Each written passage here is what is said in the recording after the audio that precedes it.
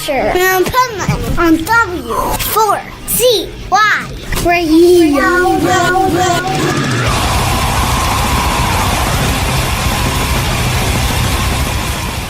This is the Pipeman here on the Adventures of Pipeman, W4CY Radio, and it's another Positively Pipeman. And again, we're going to have our resident expert on business coming on the show and talking with us, or is here with us on the show. And so I'd like to welcome Michael Barbarita. How are you? Thank you, Dean. Hope you're well today. I'm well. And you know what? Every time I say your name, it's everything in my power in my brain not to say Barbarino. I know. That shows your age, though. Now that shows right? Your age. I know, right? Some people might not even get that joke, but it was true. Like when I was just saying it, like it was about to come out of my mouth, and my mind, I had to change it. You're not the only one. You're not the only one. I won't be the last person. Over 50. But only people over 50 say that. There you go. At least you're not Horseshack, okay? Right. So, okay, this time we're talking about the 5 components of a compelling offer. And I love this segment the best because I'm all about compelling offers when it comes to business, sales, and like, to me, it's all about finding out to me, sales is not, people have it the wrong way. Sales is not selling something that somebody wouldn't buy. It's convincing somebody to buy. It's not selling them. It's convincing them to buy something they already were going to buy, but they're buying it from you. And in order to convince them, there has to be a compelling offer that's going to make you stand above the competition or even above any of their objections. So why don't you tell us what your strategies and your 5 components are for a compelling offer? Be happy to do that, Dean. Thank you. Thanks again for having me. So if you recall from the conversion formula, captivate the problem, fascinate the solution, educate, where we elaborate on why that solution is far superior to the competition. And then finally, the offer. And as I said in a previous segment, that the offer has to be so compelling and so irresistible that the customer can't say no, or they'd feel foolish if they were to say no. And so there are 5 components of a compelling offer. Through our research, through our studying, now maybe there's more, but through our research, we've narrowed it down to 5. And by the way, you don't have to do just one at a time. I've seen the most effective offers combine at least one, but one or more of these components. So the first one is urgency and scarcity. So urgency, right? This offer ends on Friday. Scarcity, there's only 3 left. Or if you're in my business, for example, just as an example, I only have so much bandwidth. I only have 3 spots on my calendar. Whatever the scarcity is, whether it's actual quantity of product or time, whatever the scarcity is, urgency and scarcity. And I combine those as one component. So the second one is risk reversal. Now, if you recall from my story in the ski business, we had a ski guarantee. Ski the ski 3 times. You don't like it, bring it back for a brand new pair and keep bringing it back until we get it right. And that is a risk reversal. And the risk reversal is where the seller in the transaction takes most or all the risk. And very few times does a risk reversal backfire, like almost never. But yet, many business owners are scared to use it. They totally are. Yeah. They totally are. And I'm here to tell you, as a motivational speaker, that is the number one thing that is used when selling your program or your audio program or your video program. It's the 30-day guarantee.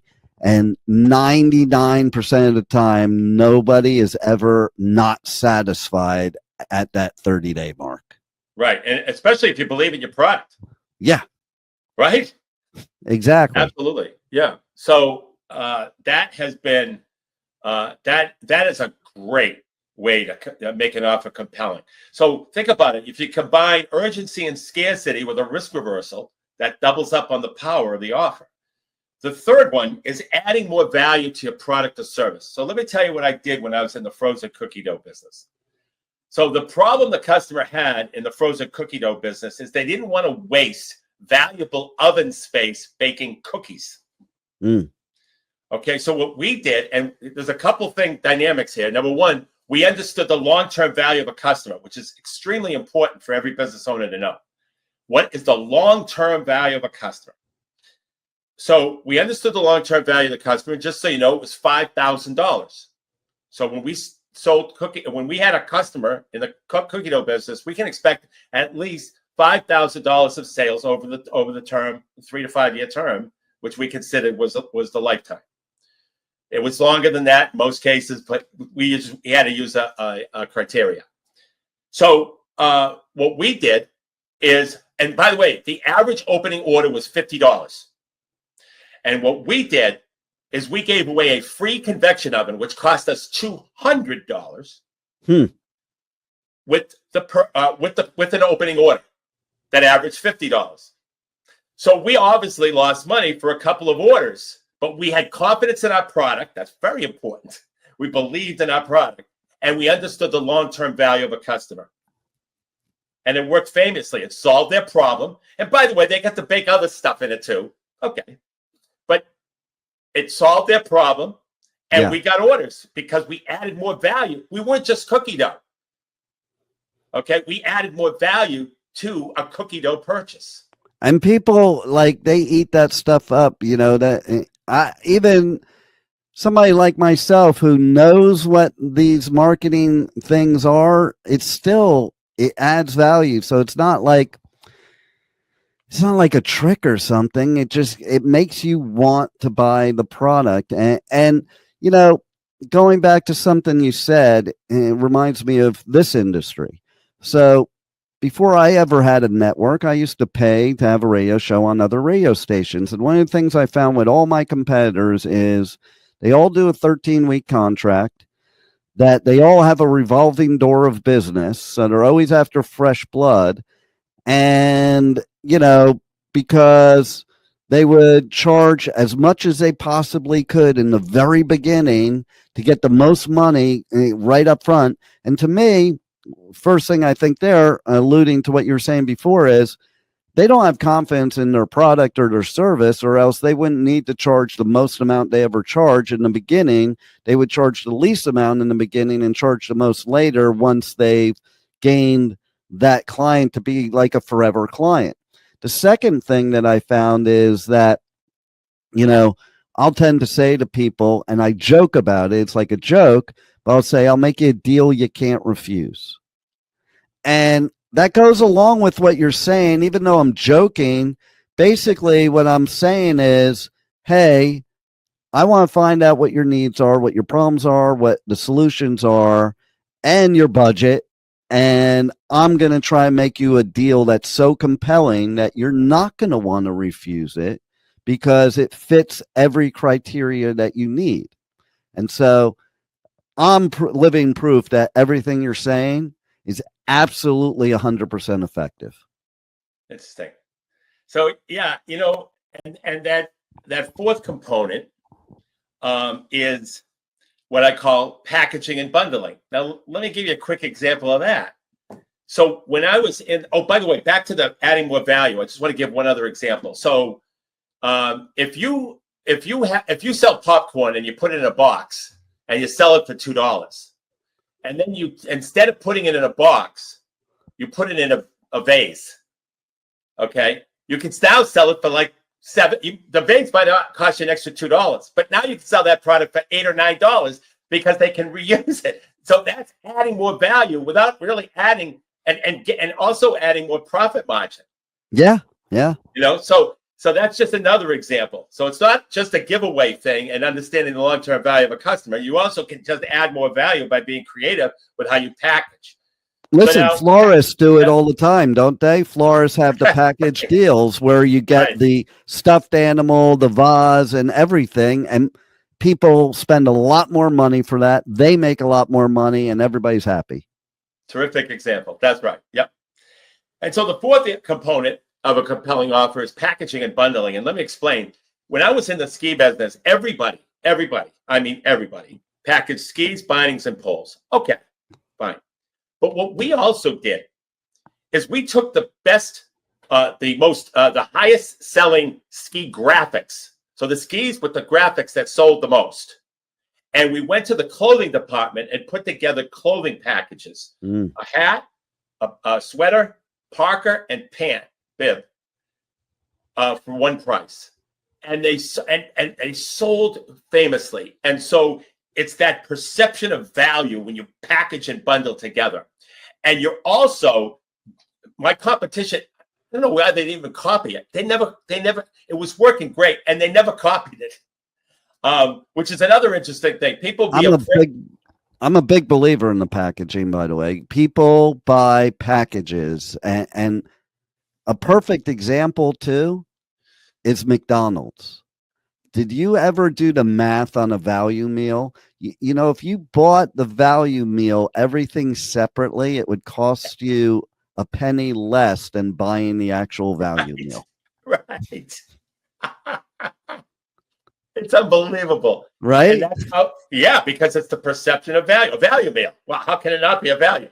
Exactly. And nobody calculates it. They just buy them. Like, they buy it. Right. I can't tell you how many people I know that don't even drink a soda or eat fries, and they'll still get the value meal because they think they're getting a deal.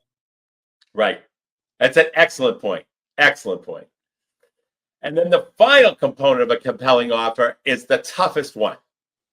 It's indifference to the outcome, not being connected to the outcome. Many times, too many times, salespeople are connected to the outcome. And what happens is that when they're too connected to the outcome, the prospect can tell that they're not in it for them, they're in it for themselves. And there's ways to do it. One of the ways that I do it is that, whether you work with me or someone else, there are 5 steps that you must take in order to properly implement business and financial strategies that your competition isn't doing. And then I would go through those 5 steps. And then I would recap it once again, whether you work with me or someone else. And so that's just one part of indifference. There's other parts where some people would say, I don't want to get in the way of you succeeding. So if for any reason there's a lack of trust, or if for whatever reason you don't want to work with me, I'd be happy to refer somebody else. So there's a bunch of different ways, because everything is transactional, Dean. Yeah. We have to make it transformational. Okay. So if we're indifferent to the outcome and we identify the problem that the customer has, that's transformational. If we're not indifferent to the outcome and we don't connect it with a solution, we're just a transactional sales weasel. Yeah, no doubt. And that's why, and a lot of salespeople that you're talking about that are doing the transformational, they do this strategy without even trying to do it. That's why the takeaway is the best sales tool there is. Yes. Because that's it. Yeah, that's another. And most salespeople refuse to do the takeaway because they are afraid they're going to lose the sale. And the point is I've always believed exactly what you're saying. No, it just shows that, hey, you're providing something of value. If it's not good for them, it's not good for them. Or if they don't want to do business, they don't want to do business. You don't need their business. They need your business. And that, again, that's perception. Excellent. Yeah, I agree. That's a great way to put it. So just in review, urgency and scarcity, risk reversal, adding more value to your product or service, packaging and bundling products and services together, and being indifferent to the outcome and not disconnected to the outcome. Well, I am connected to you and to what you're doing for people. So I hope that's allowed. And we need other people listening and watching to be connected to you too. But you're indifferent about that. I'm the one hawking it. That's right. So, so why don't you tell everybody how they reach out to you, how they connect with you? Also include, you have a book that they can get. You have a podcast, radio show.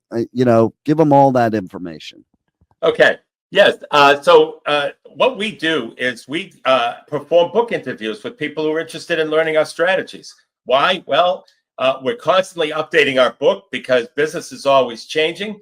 And the way the book interview works, it's at 60 minutes on Zoom. I present strategies from my book, and then I ask you what the impact that strategy would have for business owners that would implement it in your industry. And then I document it for the book.